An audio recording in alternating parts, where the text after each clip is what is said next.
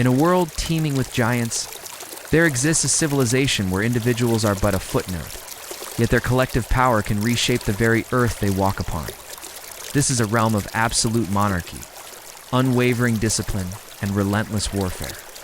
A world where life is cheap, sacrifice is a duty, and the only goal is the survival of the empire. This is the brutal, unforgiving, yet magnificent world of ants. Her journey begins in the shadow of death. After a fleeting aerial mating ritual, the newly crowned queen plummets back to Earth, alone and vulnerable. Her brief moment of glory is over. Now, the fight for survival truly starts. As she sheds her wings, a symbolic act of severing her past, she becomes a prime target. Predators lurk around every corner, eager for a high-protein meal, but even in her solitude, she is not entirely defenseless. A small, loyal retinue of soldier ants forms her first line of defense, a living shield dedicated to her preservation. When a threat appears, their reaction is instantaneous and absolute. They charge forward, spraying formic acid from their abdomens, a potent chemical weapon that can disorient and deter attackers many times their size. For these guards, there is no retreat, no surrender. Their bodies are disposable assets, and they will gladly sacrifice themselves to buy their queen precious seconds. With the immediate threats held at bay, the queen's most grueling challenge begins, founding a dynasty from nothing.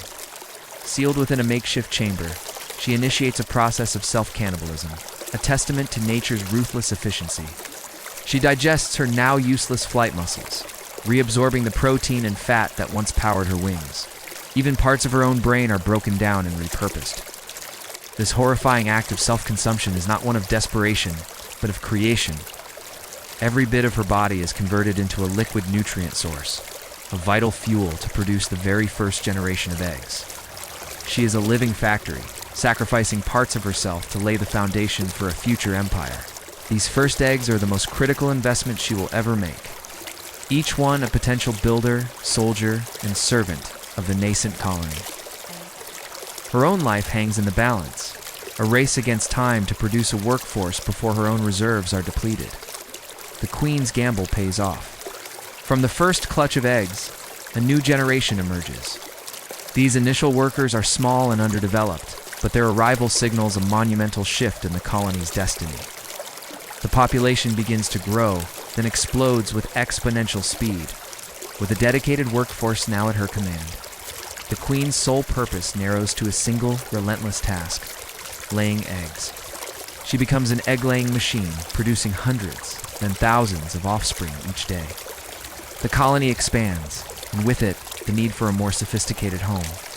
The construction of their fortress is a marvel of collective engineering and raw strength. They are weavers, architects of the canopy. To build their nests high in the trees, worker ants perform incredible feats of strength. They form living chains with their own bodies, gripping each other's legs and antennae to span the gaps between leaves. Once a bridge is formed, teams on one side pull the edge of a massive leaf with their powerful mandibles, straining with a force that, relative to their size, is monumental. It is a slow, arduous process, a tug-of-war against the very structure of the forest. Yet through sheer synchronized effort, the leaves are drawn together. But pulling is only half the battle. They need a way to bind them. This is where another generation plays its part. The worker ants carry their own larvae to the construction site. Gently squeezing the larvae, they stimulate them to secrete sticky, silken threads. The larvae are not just future ants.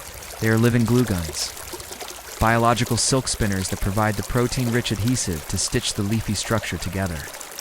Leaf by leaf, thread by thread, they construct a complex, multi-chambered nest that is not only a home, but a fortress durable enough to withstand torrential rain and violent winds, a testament to the power of the collective. Yet no fortress is impenetrable, the ant colony. A bustling metropolis of resources and protein-rich young is a beacon for predators who have evolved equally sophisticated strategies. The most insidious of these is the jumping spider, a master of disguise. This predator doesn't rely on brute force, but on cunning infiltration. It has evolved to perfectly mimic not only the appearance of the ants, but also their chemical signature, their scent. Moving with the same jerky gait, it walks among the ants completely undetected, a wolf in sheep's clothing. Its goal is the nursery, the most protected chamber of the nest. It snatches a helpless larva and slips away as unnoticed as it arrived, a ghost stealing the colony's future. Oh. Other enemies are more direct. During mass migrations, when the colony moves in long, winding columns across the forest floor, they are vulnerable to ambush. Scorpions lie in wait, their pincers ready to snap up any straggler. But the ants' greatest weapon is their numbers and communication. The moment a scorpion strikes, chemical alarm signals spread through the ranks like wildfire. The reaction is instantaneous. The column erupts into a frenzy as hundreds of soldiers swarm the attacker, overwhelming it with a storm of bites and formic acid. Losses are an accepted, calculated part of life in the colony. For every worker that falls, the queen, deep within the nest, has already produced 1,000 more to take its place. Individual lives are expendable. The survival of the colony is all that matters. The ants are not just warriors and builders. They are intelligent strategists, capable of complex behaviors that resemble human agriculture. High in the canopy, they have formed a symbiotic, yet ruthlessly managed relationship with aphids. These tiny insects feed on plant sap and excrete a sugary, energy-rich waste product called honeydew. For the ants, this is liquid gold, a vital source of carbohydrates to fuel their massive army. In return for this steady food supply, the ants offer the aphids protection. They act as vigilant shepherds, fending off predators like ladybugs and lacewings that would otherwise decimate the aphid population. But this is no gentle partnership. The ants are farmers, and the aphids are their livestock. They manage their herd with an iron grip, using their antennae to milk the aphids, stroking them to stimulate the release of honeydew. They will move the aphids to better feeding spots and protect them from the elements. But they will also prevent them from leaving. Any aphid that tries to wander off is quickly and aggressively herded back into the fold. The ants are, in essence, running a sophisticated farming operation, treating the aphids not as partners, but as a crucial strategic asset to be controlled and exploited for the good of the empire. This control over a valuable resource like honeydew inevitably leads to conflict. The green ants' flourishing aphid farms attract the attention of a rival power, a neighboring colony of yellow ants. Territorial lines are drawn, and when competition turns to confrontation, war is the only outcome. The two armies clash in a chaotic frenzy of mandibles and chemical weapons. The green ants possess a distinct advantage. They attack from high ground, swarming down from the leaves above, and deploy their most effective weapon, formic acid. The acid is not just painful, it's a sensory disruptor. A direct hit to an enemy's antennae can destroy its sense of smell, effectively blinding it and rendering it unable to communicate or navigate.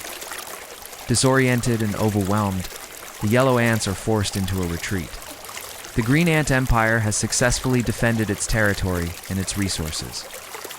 With the threat repelled, their expansion continues unabated. The colony growing to encompass millions of individuals, a sprawling superorganism dominating its patch of the forest. But for every victory, a new, more formidable enemy emerges. The ants' expansion brings them into direct conflict with wasps, an ancient and deadly adversary. For the ants, wasp larvae are a highly prized source of protein, a treasure worth fighting and dying for. For the wasps, the ants are a mortal threat to their young. Conflict is not just likely, it is an evolutionary certainty. The ensuing battle highlights the two species' different philosophies of war. The wasp is a master of individual combat, an aerial fighter equipped with a venomous sting and powerful mandibles. One-on-one, an ant stands no chance. But ants never fight one-on-one. Their strength lies in overwhelming swarm tactics. As wasps dive-bound the nest, they are met by a seething tide of green bodies.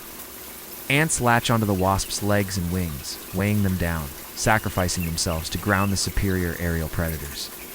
The ground becomes a chaotic battlefield where hundreds of ants work together to subdue a single wasp. The battle is a brutal war of attrition. Both sides suffer devastating losses. Ants are cut in half by wasp mandibles, while wasps are dragged down and dismembered by the sheer weight of numbers. The ant's nest, a masterpiece of living architecture, is torn apart in the fighting. Amidst the chaos, the colony's ultimate protocol is enacted: protect the queen. A specialized unit of soldiers surrounds her, forming a protective sphere, and begins a high-risk evacuation. Many die to ensure her escape. In the end, there is no clear victor. The wasp nest is ravaged, its young likely lost, but the ant colony is shattered, its home destroyed. Both have paid an immense price. There is no triumph, only the grim reality of survival. The queen has escaped, and as long as she lives, the colony can be rebuilt. In the world of ants, there is no final peace, no ultimate victory. Their existence is an endless cycle of construction and destruction, of birth and sacrifice. It is a stark reminder that true strength in nature often lies not in the power of the individual, but in the seamless organization, iron discipline, and staggering numbers of the collective.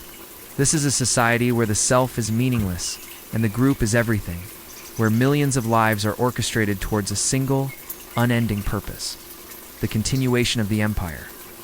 In this brutal and beautiful kingdom, there is no such thing as permanent peace, only a temporary balance, perpetually tested by the unceasing struggle for survival. Have you ever looked at an ant and just seen an ant? A tiny, insignificant insect scurrying across the ground. Today I want you to forget that. Look closer. We're entering the world of green ants, and what you'll find isn't just a colony. It's a miniature civilization, a world built on strict order, discipline, and a clear hierarchy. You have the queen, the heart of the empire.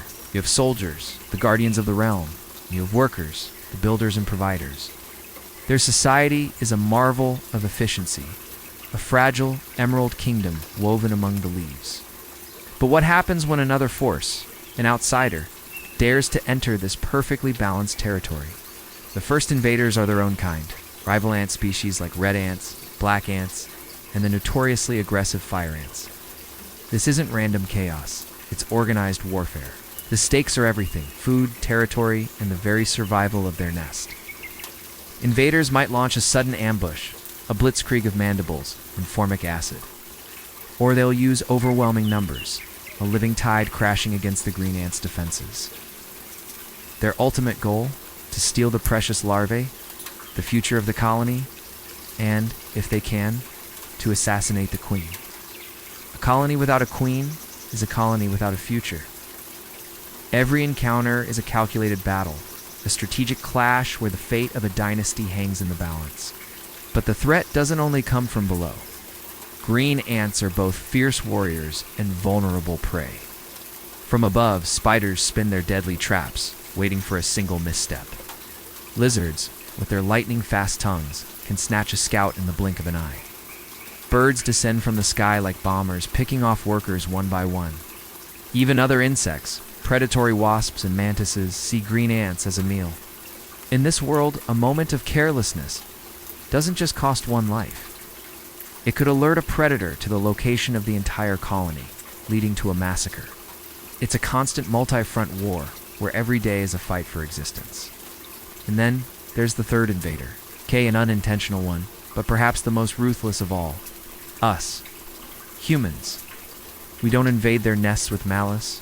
We don't declare war. But our actions can be catastrophic. Deforestation rips their world apart, a single pass of a bulldozer, wiping out generations. Pesticides, meant for other pests, become a chemical apocalypse, an invisible rain of death that contaminates their food and their homes. The destruction of their habitat, the expansion of our cities, pushes them into smaller and smaller pockets, fragmenting their empires.